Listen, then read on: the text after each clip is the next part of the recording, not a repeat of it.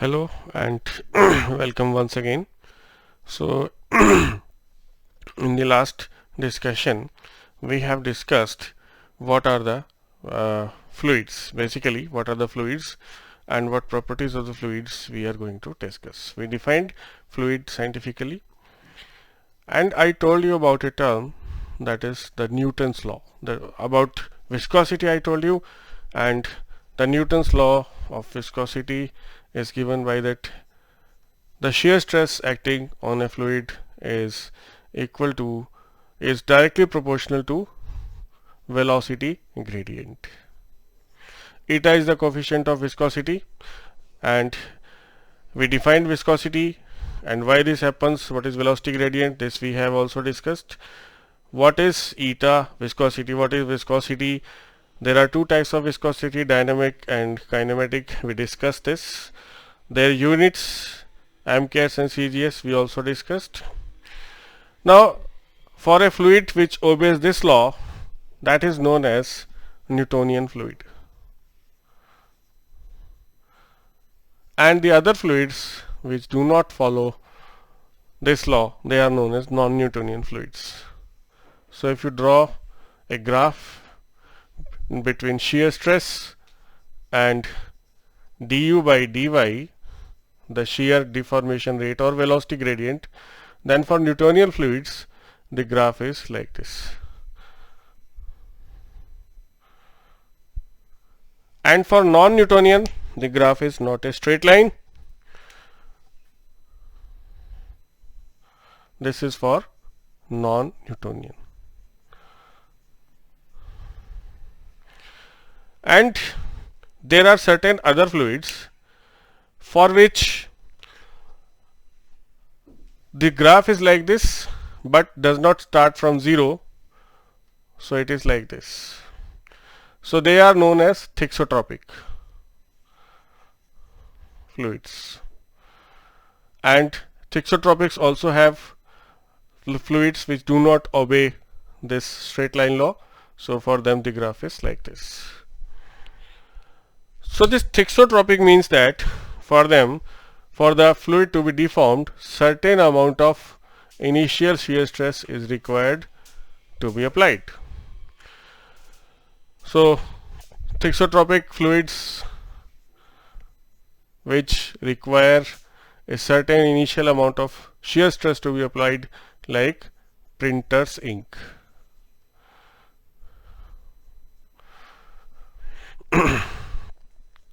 Then we know that for ideal fluid and ideal solid, they can also be shown along any lines on this graph. So can you find out where can we show the ideal fluid and where can we show the ideal solid? So the ideal solid is one for which the deformation is 0, whatever high may be the value of the shear stress applied. So ideal solid will be along the y-axis. So you keep on increasing the shear stress, du by dy is 0 or very small, negligible, and ideal fluid is the one for which the shear stress applied is even negligible or almost 0. In that case the fluid keeps on deforming because of the surrounding fluid, or a very small amount of shear stress causes a large scale deformation which is continued. So this is ideal fluid. 0 shear stress, and this is still increasing. Although we know that ideal fluid is the one which is having 0 viscosity and 0 compressibility, that is their pressure does not change and they do not have viscosity at all. So ideal fluids, you know, they have these two properties: 0 viscosity and 0 compressibility.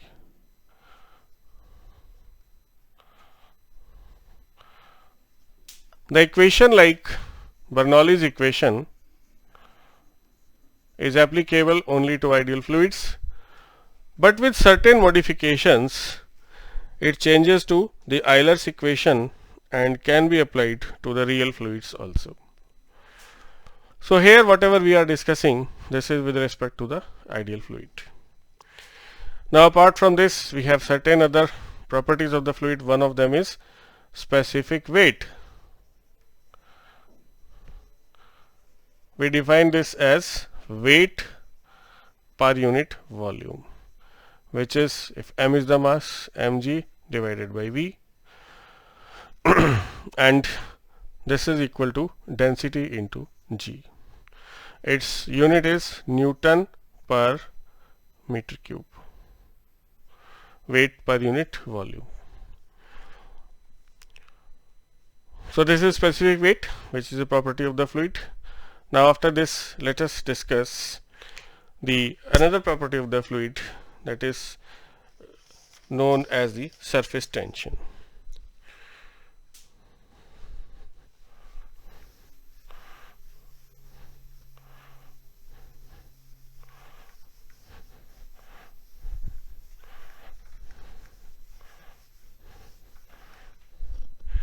So what is surface tension?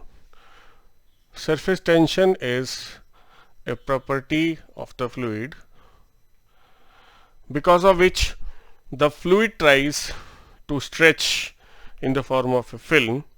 Stretch is surface area in the form of a film, so that the surface area is minimum. So if you have a bangle of metal or glass, whatever it is, and you put a loop of thread inside this and then form a soap film in this. So what will happen? The film which is produced here will try to, if no film is here, or if the film is produced here and here also, and then you puncture the film inside this thread, then the shape of thread will be a circle. The reason is the film which is produced here outside this thread, it will try to maintain its position in such a way that surface area of the film is minimum. It will try to stretch so that this thread opens in the form of a circle. So the molecules of the fluid here, you can see inside, they are attracted by another molecule in such a way that net force on them is 0 on each molecule. We have large number of molecules, but the molecules which are near the surface, they have some part of the force remains unbalanced. There is another molecule here, so the forces are acting along this. The force below this are balanced, but what about these forces? They will try to attract each other. As a result, they will try to stretch the surface so that the surface area is minimum. So this property is called surface tension of the fluid. So surface tension depends upon certain factors, like temperature is the deciding factor. So that's why the hot water is generally used for washing the clothes, which changes the surface tension. This we will be discussing. Now before we proceed, let us discuss about the surface tension or excess pressure in case of a soap bubble.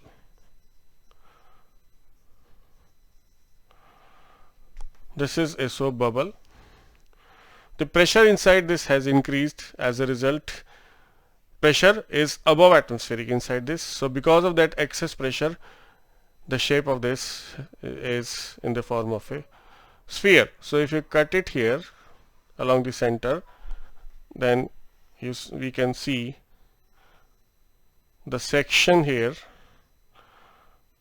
It is having two surfaces, soap, air here, soap and air outside. Similarly, the other half on the other side.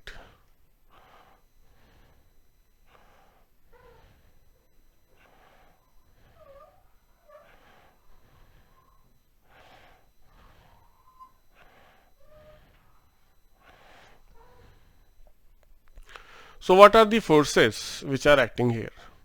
The surface tension force is acting along a line.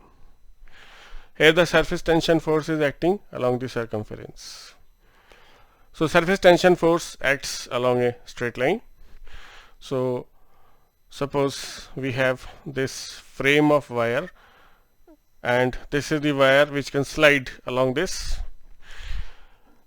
and a film of soap is maintained here. Soap water film is formed and maintained here, and now we apply some force on this so that this wire slides and there is no loss of energy in friction, suppose. So this reaches this new position. As a result, new surface area is formed. This length suppose is L, and the distance moved by this is dx, the wire. So change in surface area equal to L into dx, and where this is going, this is being stored in the surface as surface energy. Now this surface tension force is acting like this. If this is the wire which is sliding, so the film is formed here, similarly on the lower side also. So it is acting along this length L on the upper side and L on the lower side. So it will be twice of L into dx. So you can say that the surface tension force acts along the length. So here the circumference is 2 pi r and there are two surfaces, so we have to take double of this. So surface tension force is acting along the circumference normal to this, and similarly on the other side.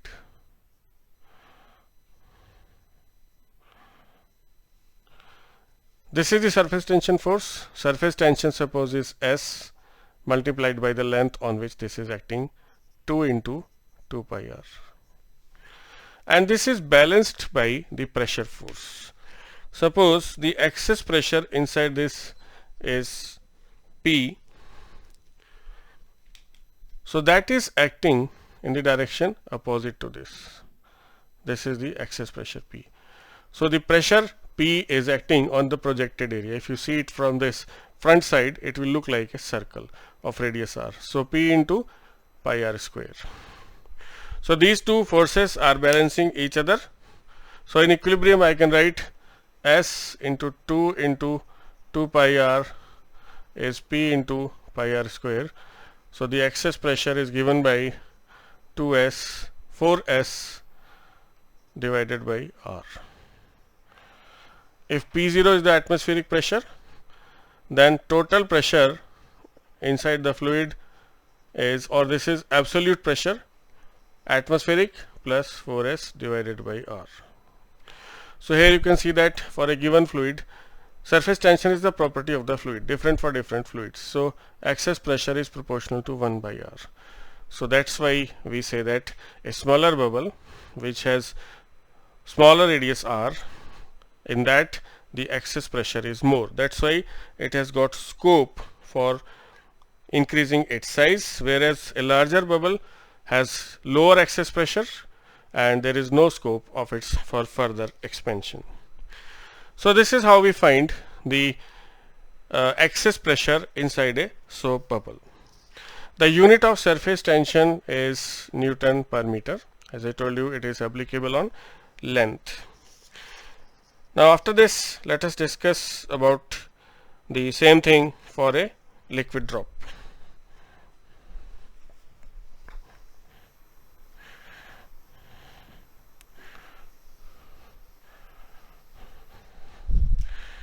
If you have a liquid drop,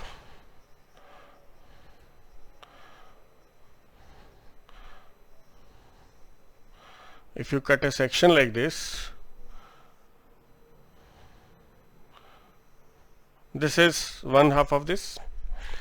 The difference between this soap bubble and the liquid drop is that it has only one surface film, that is the liquid. So the surface tension force is acting along one surface only, S into 2 pi r, and this is balanced by the pressure P into pi r square. So if we equate S into 2 pi r P pi r square, so we get excess pressure is 2S divided by r. This is the difference between excess pressure in case of a soap bubble and in case of a raindrop. So if we have an air bubble inside a liquid, then in that case also a single surface is formed, because we have air on the concave side and liquid on the convex side. So the pressure in the concave side, that is in the air, is greater than the pressure on the concave side, which is the liquid, and the difference is 2s divided by r.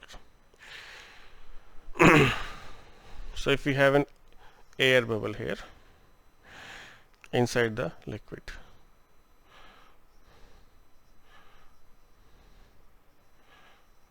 in this also we will be considering only a single surface.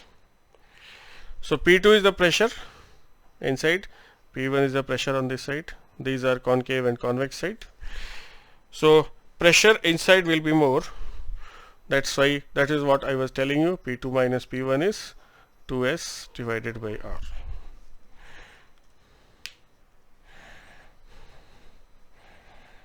And you can assume this for a small size bubble. So this is the important property of the fluids. Next we will be discussing the capillarity and other properties of the fluid. So if you have any doubt, you can write to me in the comment box, and if you like this, then please share and subscribe.